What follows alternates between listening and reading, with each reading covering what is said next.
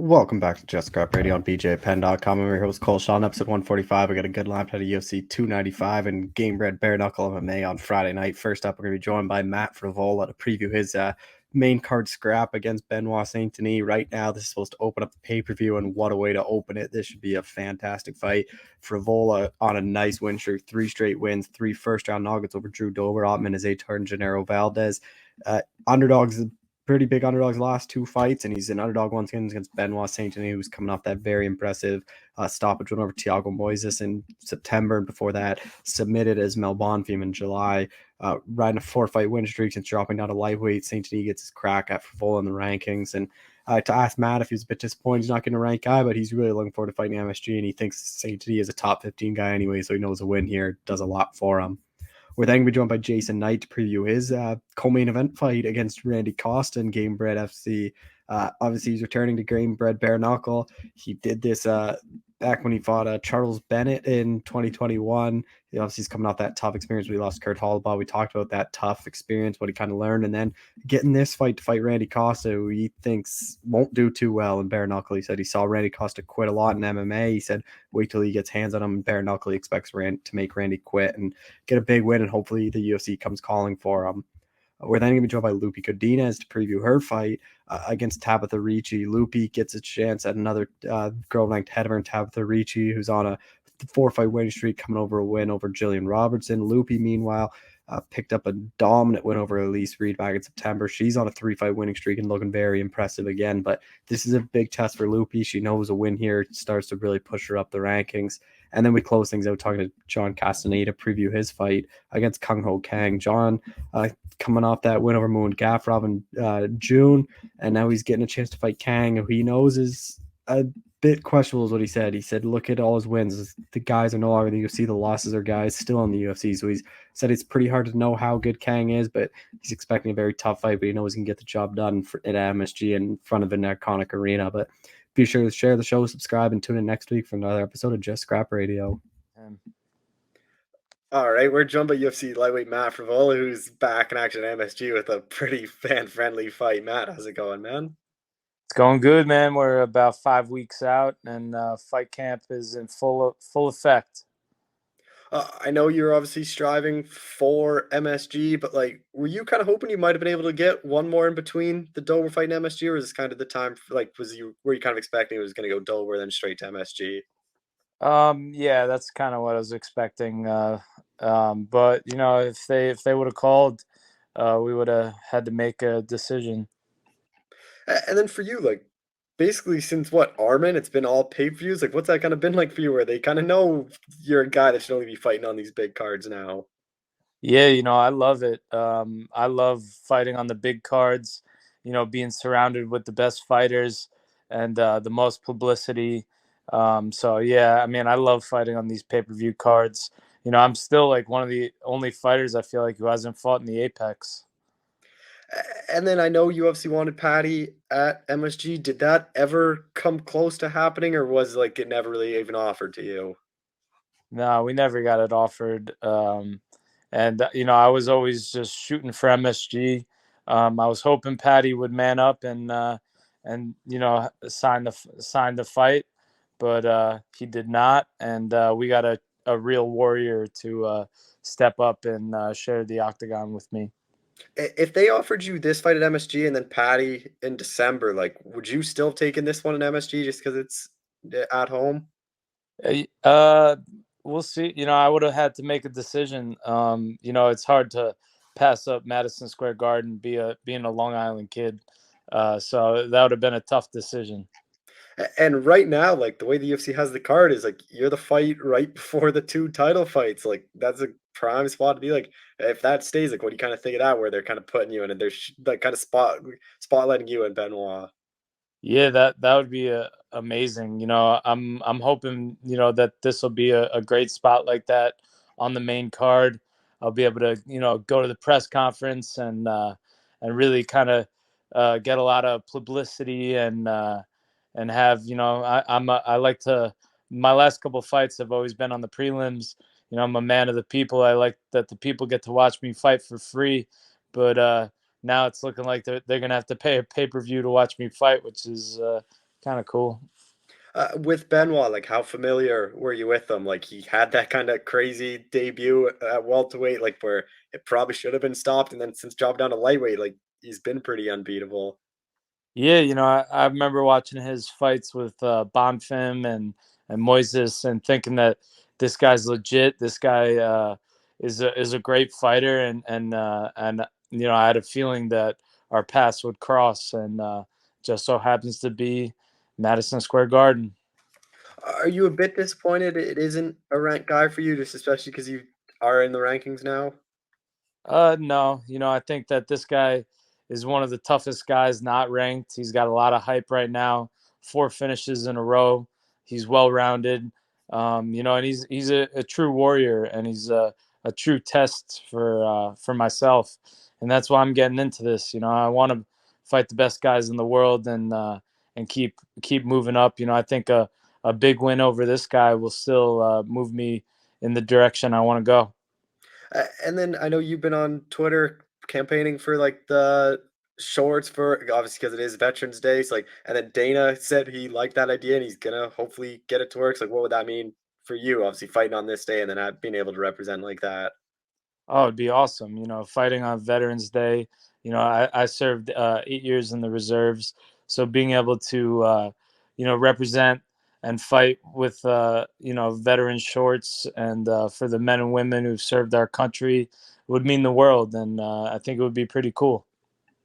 Uh, Obviously, you were at MSG last year, but like, do you just think it's gotten a lot bigger for you this time around? Like ranked, like I feel like you're more popular than ever. Like even that I know that fight was like pretty hyped up just because everything went down, but I feel like you're gonna get an even louder crowd kind of applause and Iguaka. Like, do you kind of agree with that? Or, like you are getting a lot more popular, and it's gonna be a lot bigger for you this time around. Yeah, definitely. I'm really feeling the love, and just all everybody on Twitter, everybody on social media, and even everybody in Long Island. After that Dober fight, I was walking around, to my local bagel spot, to my local 7-Eleven, and hearing like steamroller, like down the block, like down the road, just like looking around, and I'm really proud to be able to represent my home Long Island and go and get a big win over a tough guy at Madison Square Garden again. And then I know when they came with the opening odds, like you're a pretty big underdog. Like, did that surprise you? Because I was pretty surprised by that. Like, you underdog quite a bit. Like third straight fight. Like it seems like everyone just keeps on down you, thinking you're gonna get knocked out all the time. Yeah, it surprised me a little bit with how heavy of an underdog I was, but I'm always the underdog, and I love it. I've been an underdog my entire life, and I thrive as it. I love proving people wrong and making them into fans and just showing the world. I surprise myself a lot, and I'm ready to go in there and do it again. What do you think you kind of need to do to like start getting a lot of this respect that you deserve? Because I thought after you beat Ottman, you'd get a lot of it, and then you still didn't against Drew. Like I could understand why the underdog against Drew. Like obviously he has the more UFC fights. Like yeah, I think he might have been ranked at the time, and then like after you beat Drew, it seems like people are still kind of doubting you all the time. Yeah, the real ones, my family, my friends, my people, they all believe in me, and really that's all I need. And I just when I keep doing what I'm doing, the more people are gonna keep believing, and we're gonna go to the top. With this one, like where is it all training on Long Island, or are you gonna go down to Tampa and work with Billy a bit? I was down in Tampa actually when I got the news. I was down there. My mom's down there, so I was visiting her. I was training with Billy Q, training with Matt Arroyo, and then I got home and we started camp. And I'm doing the whole camp back home in Long Island with Ray Longo, Matt Serra, my entire team. I got two teammates fighting on the card, Nazim Sadikov and Dennis Bazooka. So we're in full team mode. We're all helping each other, pushing each other, and we got one of the best teams in the world up here in Long Island. We're a family, and it's a good time right now at the Sarah Longo fight team. How much does that just help training camp just kind of get through the grind where you're going with guys on the card, and then especially on fight week when you guys are cutting weight together, probably makes it a bit more enjoyable. Yeah, it's great. I remember when these guys were coming up. I remember when they were amateurs, and now, they're killing it. They're in the UFC. We joked around for years about all of us, fighting on Madison Square Garden together, and now it's like we got all. Now we're doing it. It's insane, and we all feed off each other. We all thrive off each other. We pick each other up when we fall down. We help each other out, and it's amazing. And then for you, like, what's it like to be a part of this card? Like, could be John Jones's final fight, could be Stipe's final fight, like two big title fights. Like, it's a pretty big card. And then especially like if that is it for both them, like it just adds to it. Yeah, it's huge, and I'm excited to be a part of it, and hopefully go in there and steal the show. Those are two legends of the sport, and it's going to be an amazing night, and I can't wait. Benoit FC is extremely durable, as we saw in that Dos Santos fights. Like, how do you kind of game plan or get ready for that? Where like he's a guy that you can hit with the best shots. He just always keeps marching forward the way he fights. Yeah, that's what they said about Dober. That's what they said about Ottman. That's even at the time. That's what they said about Valdez. You know, uh, they're always they're always unstoppable. They're always the favorite. They're always talking that, and until they come in there, and they're in there with me, and in the end of the day, he's just a man. He bleeds like I bleed. He could get knocked out just like any of them. How do you kind of see it playing out then? He's very well rounded. He's a great grappler as well.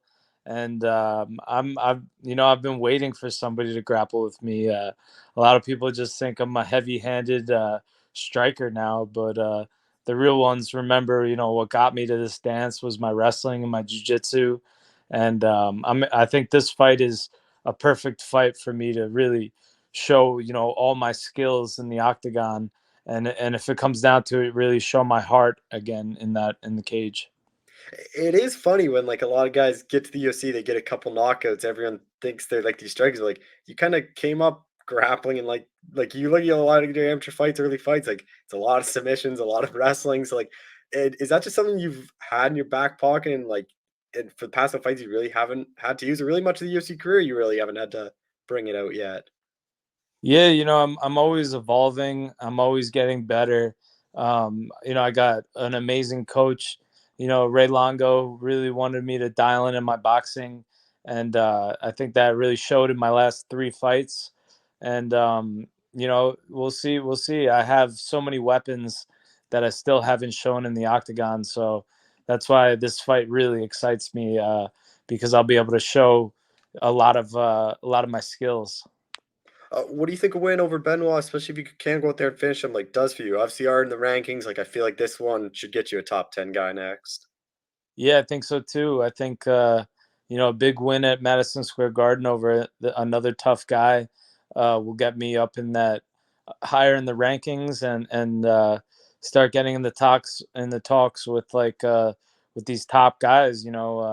These Justin Gage's, these Dustin Poiriers, these Michael Chandlers, these Dan Hookers. These are the fights that I want. These are the fights that excite me. And Benoit is the same. That's a fight that excites me, and that's what I'm in this for, these big fights on these big cards that really really excite me and motivate me.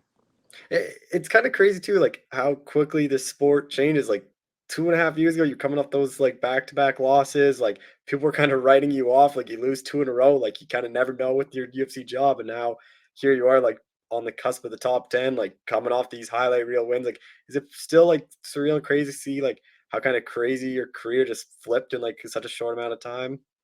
Yeah, it is, and that's just life too.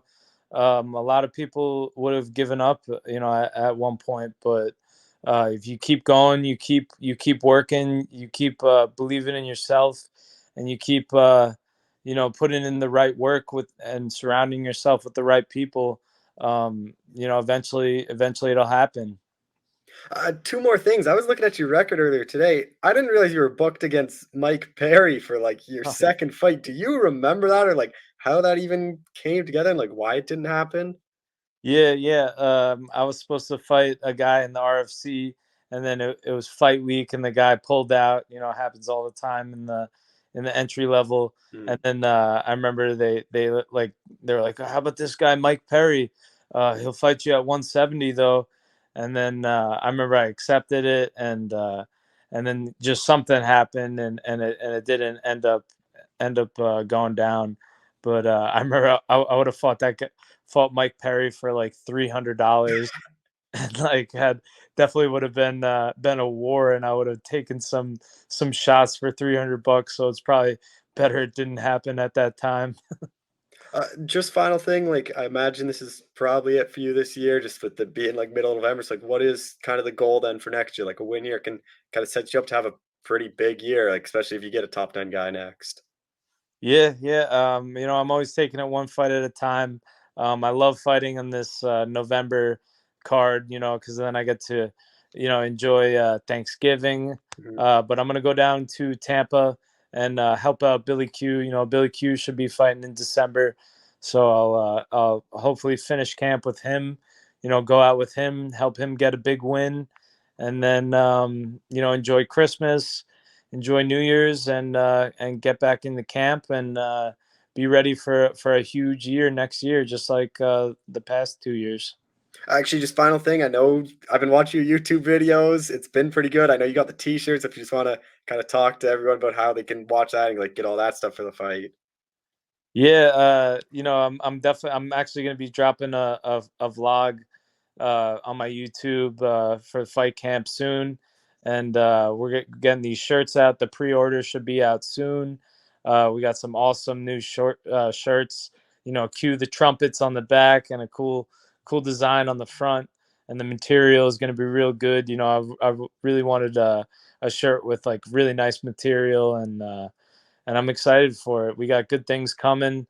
I'm going to be vlogging a lot and really showing everybody what's going on in camp and the whole fight week. And you know, I got Jake Fine helping me out, who's Aljo's video guy, one of the best in the game.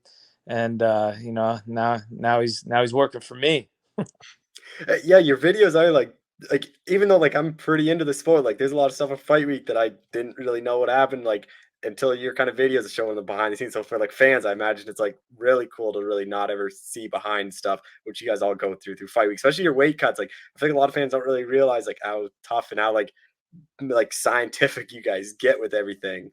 Yeah, man, you have to. You know, it's not easy. You know, even in camp right now, you know, I'm grinding, I'm training so hard, but I got to eat the right amount of calories to fuel my training and still lose weight.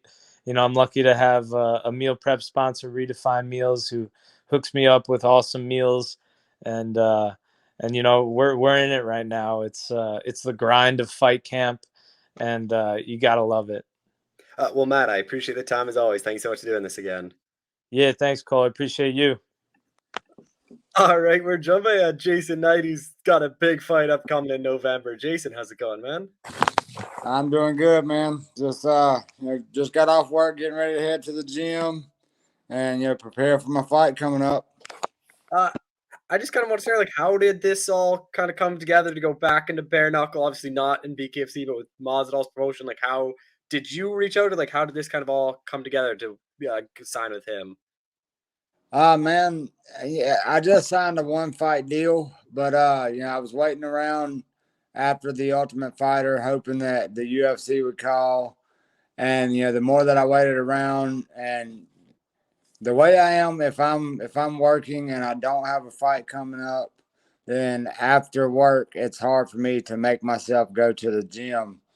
So I reached out to Dean Toole, which is the matchmaker for Gamebred, and he had called me shortly after the Ultimate Fighter and said something about possibly getting me a fight. Well, after a few months went by and I realized, hey, I'm not getting a call quickly. I called Dean and I was like, hey, man, what do you got for me? And, a few days later, he calls back and he said, November the 10th, Randy Costa. And, I told him, like, let me call my coach, make sure it's cool with him, and we'll get the contract signed. So called the coach, told him, I think this is a good fight for me. Think, it's a easy opportunity to make some good money.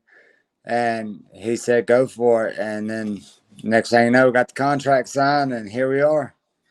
Before we get more into your fight, I do want to touch on the Ultimate Fighter. Like, for you, like, is that something you wanted to do, or is that just something you kind of thought was like the best path to try to get back to UFC? Because I know a lot of people aren't too fans of the Ultimate Fighter, like going away from your family for a couple of like weeks and like kind of being isolated like that. Like, is that something you want to do? Is it more just like you felt like you needed to do it? Growing up, I always wanted to fight on the Ultimate Fighter. That was one of the first, the first things that really drew me to the UFC was, Forrest Griffin, Stephen Bonner. Of course, I've watched UFC before that, but that was, that fight right there is the type of fight that any fighter in this world wants to have. And, growing up, I always thought that, there might be a possibility. I even tried out for the Ultimate Fighter once before and wound up not making it on the show because it was a 155 season and all of my fights are at 145. Well, then, this opportunity, I wound up fighting, on the show that I tried out for. I wound up fighting on the finale anyways against Tatsuya Kawajiri. But, anyways, the way this worked out with the Ultimate Fighter, it was like a couple weeks before Christmas, and my manager calls me and he's like, "Hey man, I got an opportunity for you. I know that you haven't done MMA in a while, because I had hurt my knee. I was like, I know you haven't done MMA in a while, but here's an opportunity I think you might be interested in." And he told me they're doing a UFC veterans versus up and comers, and I jumped all over it. Well, it wasn't until I got in the hotel doing my medicals and stuff that I realized they didn't even have a 145 division on the show. It was 135 and 155. And for some reason, my manager had signed me up to do 135. So I tell the guys there, I'm like, man, that's not going to work. There's no way I can do 135. I've only ever fought at 45, and 135 is just not going to happen. So I stepped up to fight at 55.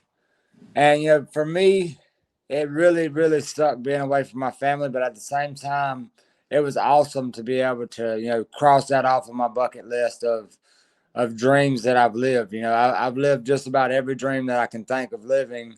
And now that's something else to add to that list. And then on the show, you obviously got the win, and then you had that epic fight with Kurt. Like, after that fight, did the UFC, like, did they talk to you about maybe staying ready and like something would come up, or like there was no conversation then after that? Dana White said that night, he looked at me in the cage like, dude, that was fight of the season. And that right there assured me, hey, we were in fight of the season. I'm definitely going to get a call.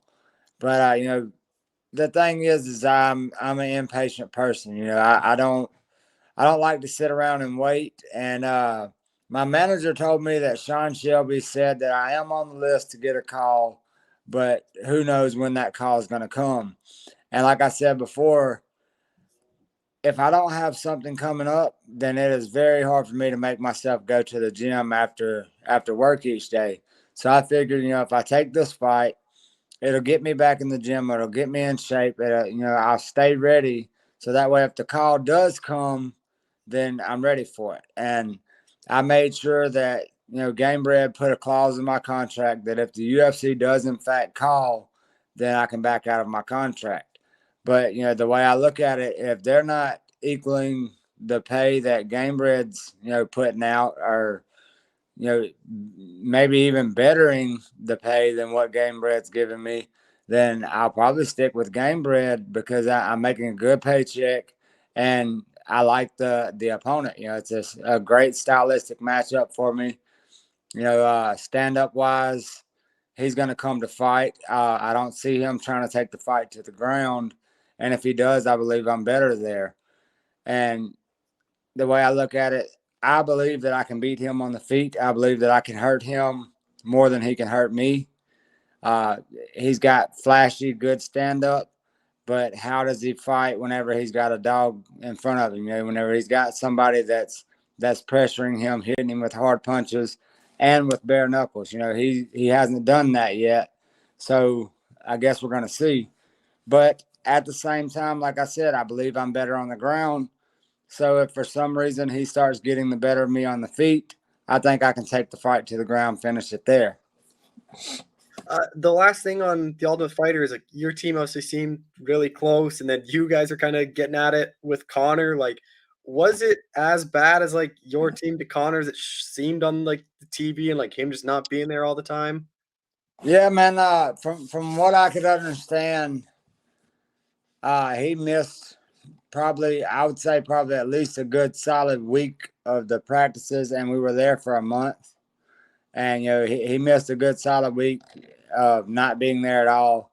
And then we seen with our own eyes, you know, these guys are supposed to be doing two sessions a day, and half the time they would cancel either the morning session or the night session, or they would just come to the house and do cardio on some workout bikes whenever we can clearly do that by ourselves. We're all grown men who are professional fighters.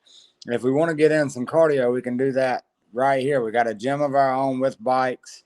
Why would, you know, all these coaches come over just to jump on some bikes or on a road machine? Like, that didn't make any sense to me. But you know, and a lot of their team, you could tell that they just got fed up with. It was like Connor was there to do a job, and you know, whenever the cameras was there, Connor was turned on, and whenever the cameras weren't there, he was actually a half-assed decent person. He was pretty cool. But if the cameras were in front of him, then he's this McGregor. He's this personality, you know.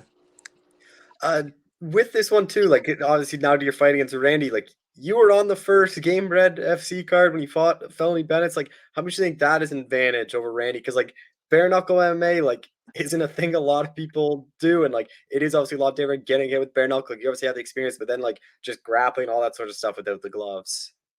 I think the grappling would be pretty much exactly the same. You know, I think the chokes are going to go in a little easier, of course, because you don't have the gloves for someone to grab or to fight behind the neck or whatever.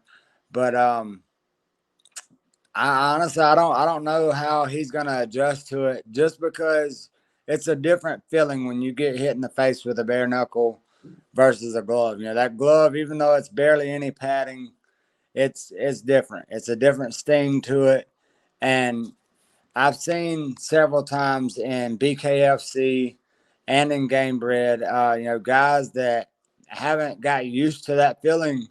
Whenever you get a good crack and a good cut opens up, you're like, oh man, it kind of, the panic sets in.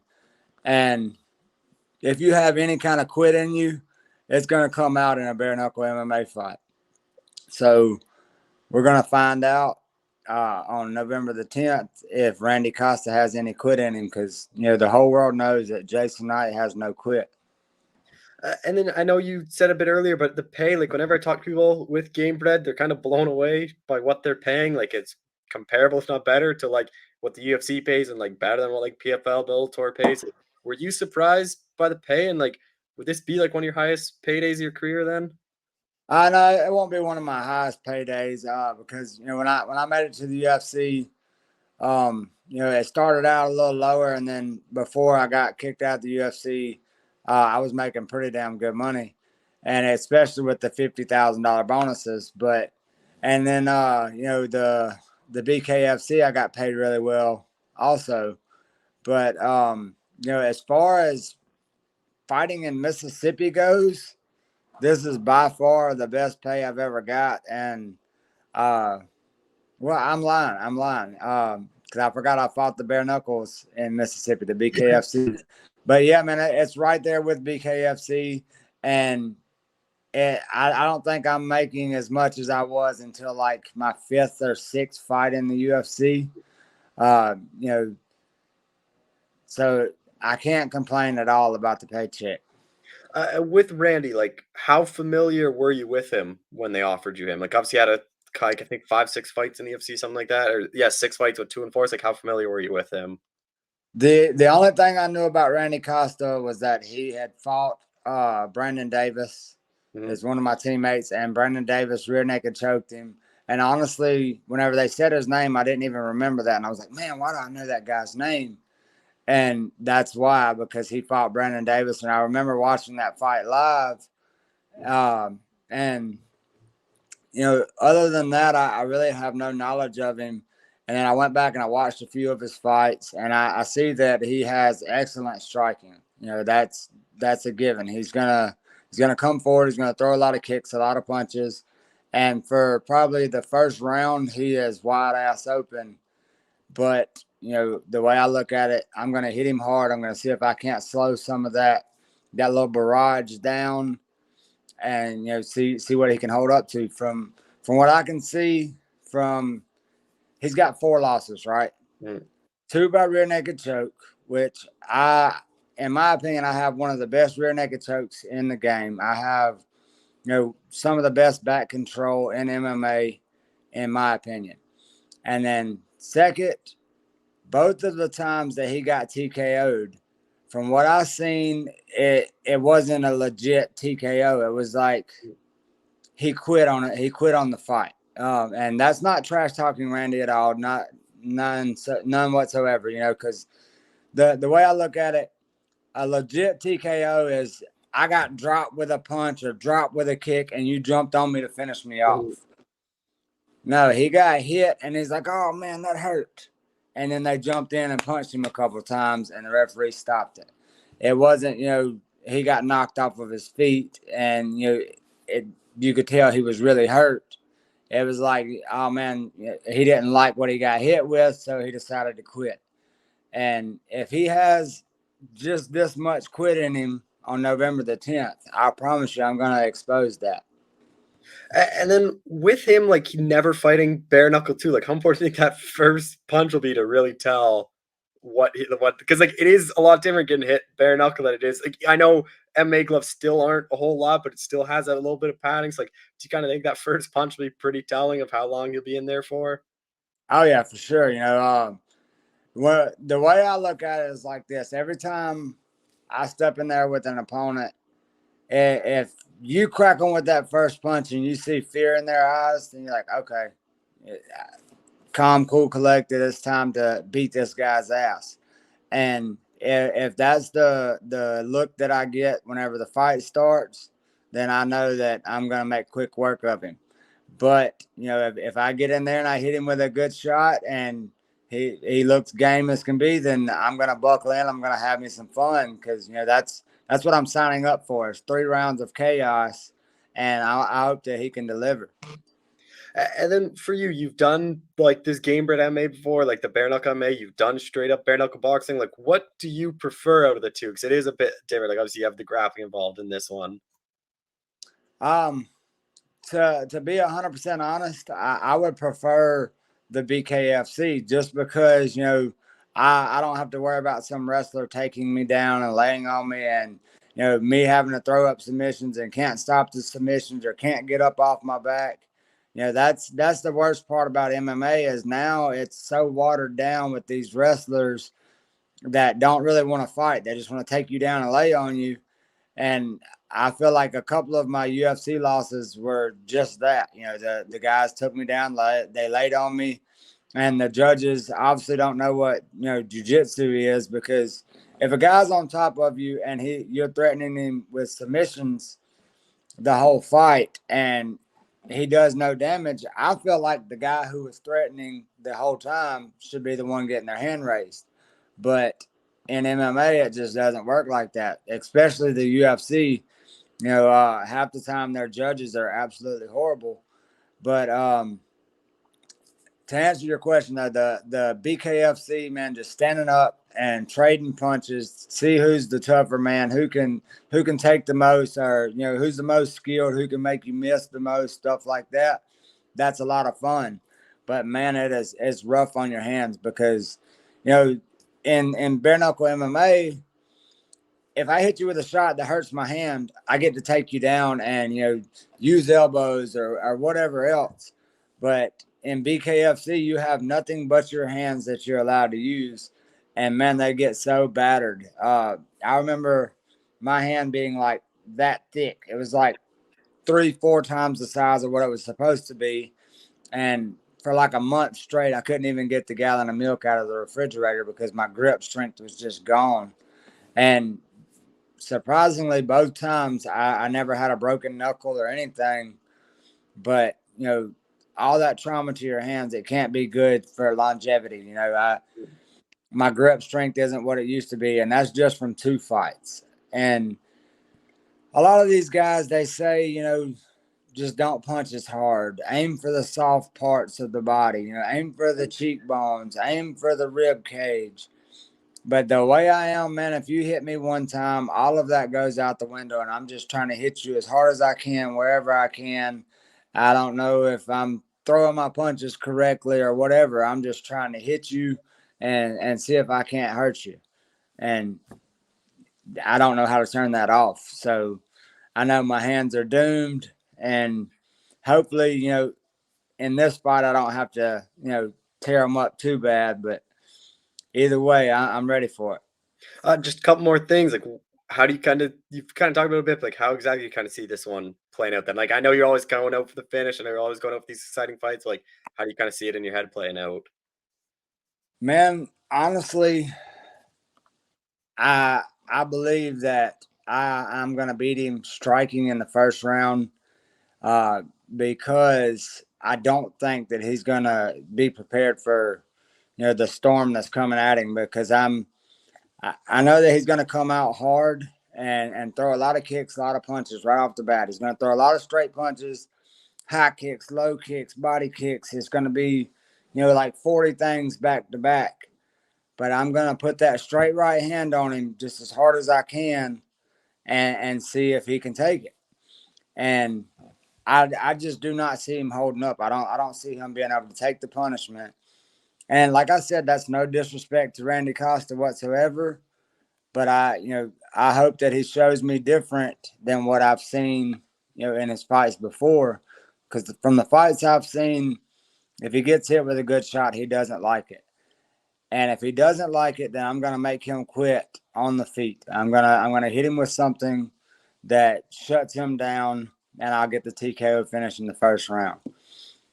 If that doesn't work out, if he starts somehow, some way beating me on the feet, I'm taking him down, and I'm gonna submit him in the first round.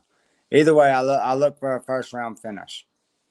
And just final thing, like you get the win over Randy. Like, what do you think this does in your career? Like, what is kind of the next, like, ideal kind of next steps for you then?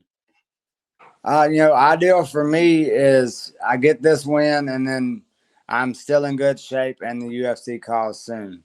But if that doesn't work out, I know that Gamebred has like 12 events going on next year. And hopefully, I get the win and the pay goes up from there. And the way I look at it is next year I'm going to be active one way or another, whether it's in the UFC or whether it's with Gamebred. And if the money keeps going up with Gamebred and UFC calls and they don't have at least the same offer or better, then I'll probably just stay exactly where I'm at. Well, Jason, I appreciate the time as always. Thank you so much for doing this again. Yes, sir. I appreciate you having me on the show. Make sure you're tuning in on November the 10th. All right, we're joined by UFC strawweight Loopy Godinez, who's back in action already. Loopy, how's it going? Good. How are you? I'm doing well. Like a really quick turnaround again. Like, were you expecting to fight this soon, or did this kind of surprise you, making like only 2 months after your last fight? Yeah, no, I wasn't expecting to fight again this year, but I got offered a week later my fight. So when you get the ball rolling, I think it's just better to keep it rolling. And then fighting Madison Square Garden on this big pay-per-view, like how exciting was that when you found out that was the date and location? Yeah, honestly, when I got offered, I had no idea where was gonna be. because like it was super quick. And then once I talked to my manager, and then he told me all the details, I was super excited. And yeah, I just grabbed my bags again and came back to Mexico. Uh, were you in Vancouver then? Like, are you back in Mexico then? Like, how is the kind of training camp working out for this one? Yeah, so after my last fight, I went back to Canada and I was there for about a week and a half or so, and then I just came back here to do my. It's gonna be like 5 weeks by the time I leave. I know Alexa's obviously injured. So, like, who are kind of the people you're working with right now then? Yeah, well, we have other ladies there, and we also go like bunch of guys that are like main partners for Alexa also. So it's been great. I've been improving lots. I've been here now for it's gonna be 2 weeks on Saturday, so I can see the difference. And since I already have my last camp, so it's like it's just jumping back into routine. So it's great. Do you worry about like burning out then in training camp, just fighting so soon again? Like, I know you've done it like plenty of times, or like, is that ever a worry for you? No, because you know what? Nobody is making me do anything. I'm doing this because I want to do it. So if I need a break, if I feel like I need a break, I'll just take a break myself. Nobody is making me fight or making me do anything. So yeah, we're good. And with Tabitha Ricci, like, how familiar were you with her? Like, obviously ranked 10th, like on a pretty good winning streak right now. hmm Yeah, well, I saw her in LFA. We both fought for LFA before, and I thought I was gonna buy her in LFA at some point, but I go calling the UFC, then she go calling the UFC, and she's doing great. So I I did I have watched her before fight. I was familiar with her. Also, she's friends with Vanessa Demopoulos, which I'm friends with. So um yeah, like I'm excited for this matchup. I think it's gonna be a great fight, and I'm gonna showcase some other skills that I didn't go to show my last fight. She's obviously a very strong wrestling grappler. So do you expect her to just try to wrestle you and like not really want to stand with you then?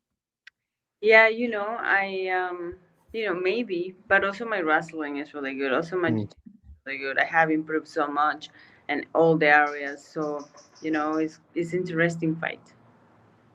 And then with this too, like I know you are a very good wrestler, like you said in your grappler. You showed it a bit in the last fight, but like a lot of people just view you still as a striker. Like, does that like bug you at all? That people just think you're a striker and like they overlook your wrestling, or do you kind of like that where it's like kind of like a hidden thing for you? Yeah, I don't mind what people think, or if they want to see me as striker, sure. If they want to see me as a wrestler, that's also fine to me. It's nothing. It's just their opinion or their thoughts, and that's good. I'm glad. Uh, how do you kind of see this one playing out? Like Tabitha's a girl that's very durable, like can grind these fights out to go the distance. Like, how do you kind of see it playing out? Yeah, I just want to showcase all my new tools that I've been adding here at Lobo Gym, and just have a great fight. Of course, come out on top and make it dirty, make it bloody. I'm excited for that. And then already your fourth fight this year, especially you didn't even get your first fight till April. Like, how excited are you with how the year kind of played out for you then? Yeah, I think it's working out just fine. I love to be active. I love to fight, and yeah, I think we're doing good things here. What do you think a win over Tabitha does for you? Like, obviously she is ranked 10, so would put you in the top 10, but like 4 fight winning streak, like I wouldn't be surprised you get a big name and like a big opponent next. Yeah, I would love to have a bigger name. After this one, just to challenge myself, just to improve myself, to get better, and go for the gold, right? Uh, does it add any like pressure, like add any excitement to fighting at MSG and like on this big pay-per-view? Of course, it's super exciting, and being part of this card, and this big event. But at the same time, I don't care what the fight is. I don't care if it's in a parking lot. I'm going in there to do the same my job, right? So, that's cool and everything. It will be a great experience. But doesn't matter to me where I'm fighting. Uh, and then being on this card though, like what's that mean for you? Like John Jones and Stipe could be their final fight. Like it's always a big card in the Go MSG. Like what's that kind of mean for you to be a part of this? Yeah, well, it's very, very cool because, the UFC is showing, that I can be in those big cards. Like it's just, they're trusting me to be part of that card. So it means a lot. I know UFC's come back to Toronto in January, and then I know they're going back to Mexico next year. Like, are those kind of 2 dates you already would like to be on, or do you think that Toronto might be too soon of a turnaround, just end of January? Both that will be great, January and February. But we will see what happens after this one. Let's make a good game plan. Let's see who they give me next, and let's see where they want me to fight. Yeah, like I can only say yes, accept the fights, but they tell me where and when. I know you always like to be active, but do you think like you win this when you get in the top 10, like it might slow down a little bit just because it is harder to get a lot of those top 10 people to fight as often as you'd like? Yeah, probably. But it's okay. Everything will work out fine, and I'll be ready for whoever they put me in front. Just final thing, like what is kind of the goal then for you next year? Like this win can kind of set you up to have a pretty big year. Yeah, so train harder, and let's see. Well, after this fight, let's see how everything goes, and go from there. Like I can say a million things, but the UFC has the last word. I guess that is probably it though for you this year. Like there's only like probably three, I think 4 cards after this one. Like I guess you can enjoy the holidays and kind of the rest of the year off to yourself then. Yeah, exactly.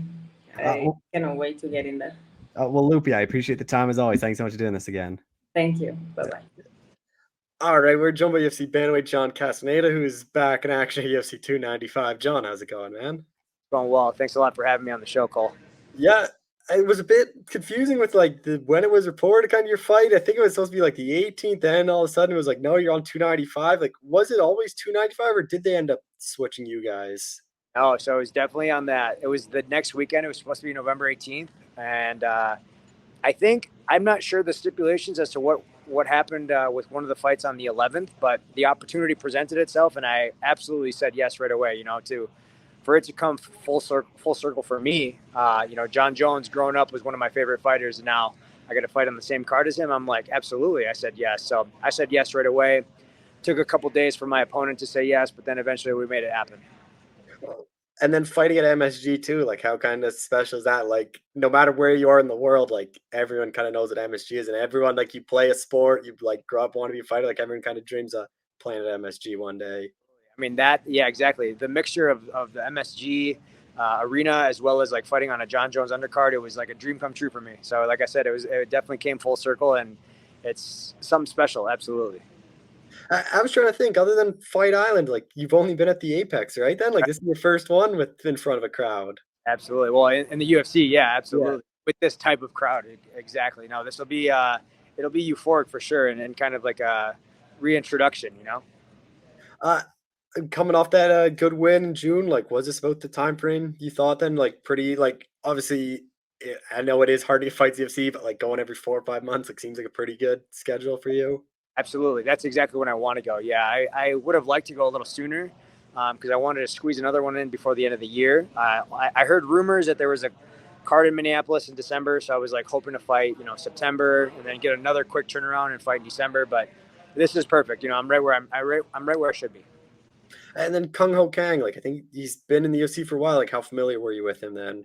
Honestly, not a lot. And that's it's very surprising because he's been around for a long time, and he's got 11 pro fights in the UFC, 8-3 record. So he's pretty good. Very well-rounded martial artist as well. So it's a good matchup stylistically. I think he's a longer, rangier striker. He's got good offensive jiu-jitsu, but his fight against Ronnie Yaya kind of showed me a lot in terms of like his defensive side on his jiu-jitsu and his wrestling as well. So.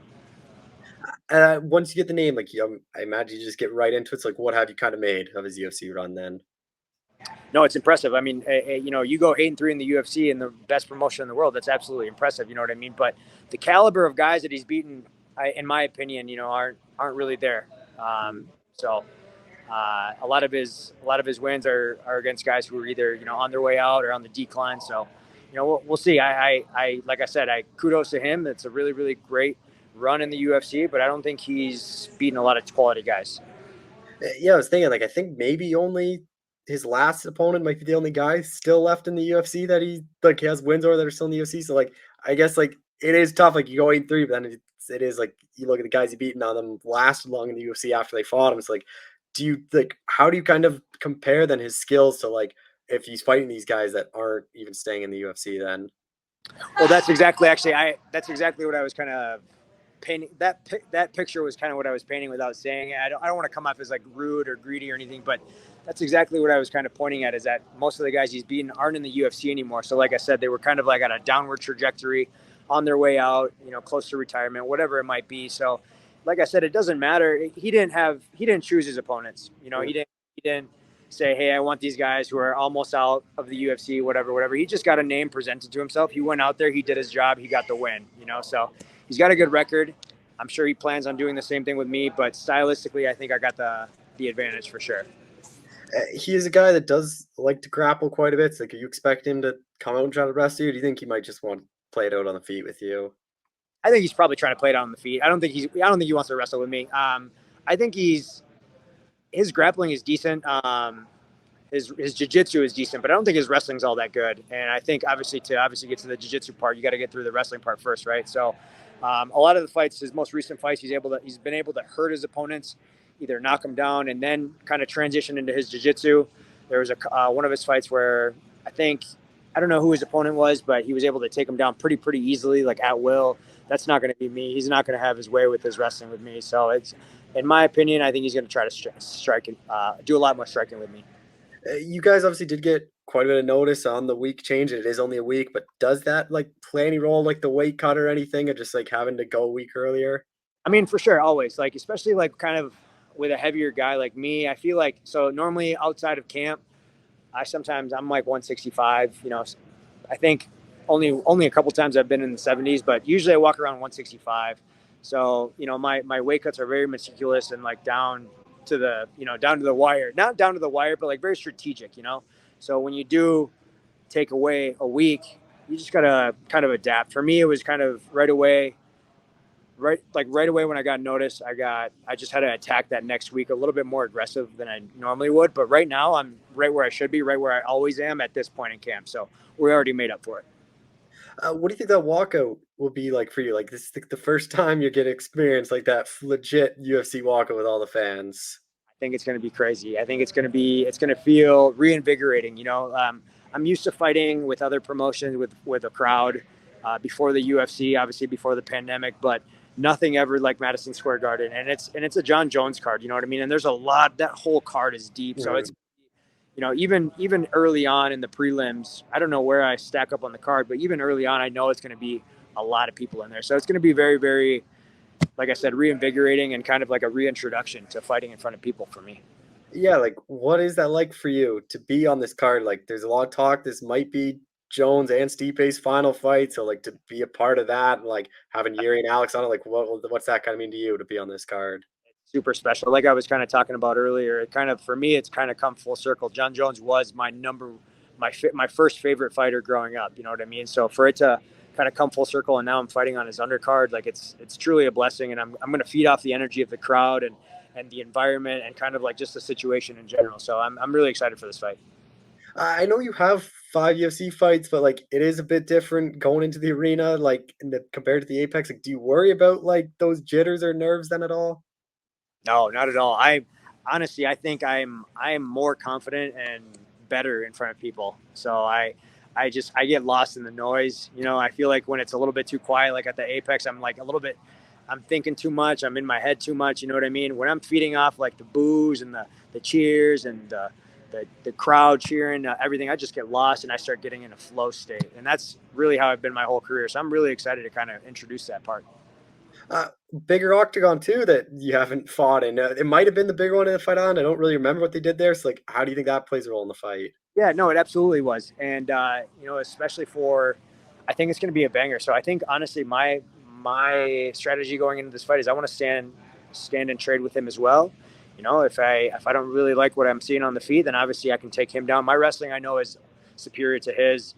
And with the bigger cage, obviously it's going to be a little bit more difficult than, let's say, at like the Apex. But yeah, Fight Island was the bigger cage, so I have experienced it. And actually, here I'm going to change this. Oh, there you go. I'm so sorry. I was going to flip the camera, actually. I accidentally left. I'm sorry. Are we back on? I was going to show you. We have a full size cage here at the Minnesota Martial Arts Academy. So full size, like the big size UFC cage we have it here. This was Brock Lesnar's home gym for a long time, and when he retired, he donated his cage to the academy. So we got a full size cage that we train in every single day. So it's nothing new to me.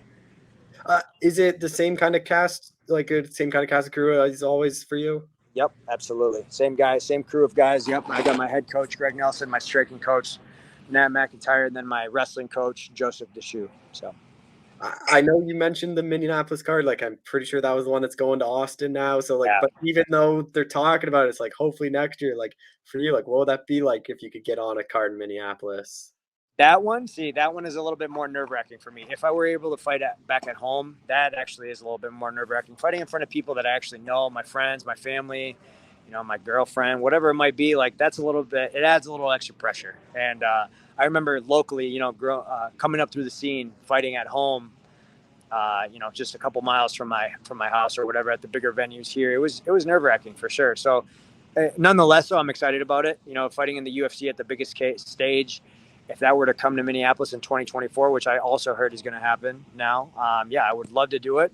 Just got to get over the jitters, And the worst thing, which I don't really think people realize, is like, I know you guys only get like a couple tickets, and you probably have like dozens, like hundreds of people like texting you, thinking like you just got access to all these free tickets. Right. No, for me, that's probably for the best part. I'll probably just invite, my mom, my siblings, and maybe a grandparent or two. But other than that, everyone else can kind of buy their own tickets or just watch it from home.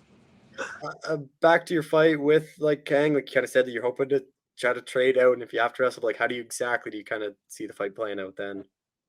I think that honestly, I know I can hurt him on the feet. I feel like I'm a little bit quicker than him. He's very, very traditional, like upright boxer. Kind of leaves his chin up in the air a lot.